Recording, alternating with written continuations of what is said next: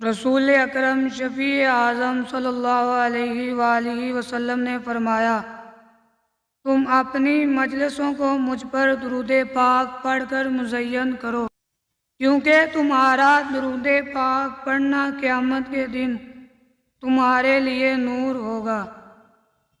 نبی اکرم نور مجسم صلی اللہ علیہ وآلہ وسلم نے فرمایا، مجھ پر درود پاک پڑھنے والے کو پل صراط پر عظیم نور عطا ہوگا، اور جس کو پل صراط پر نور عطا ہوگا وہ اہل دوزخ سے نہیں ہوگا۔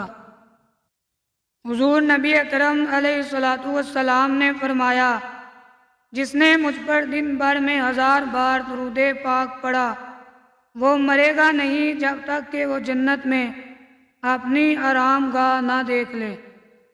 سبحان اللہ، کتنا بڑا انعام ہے۔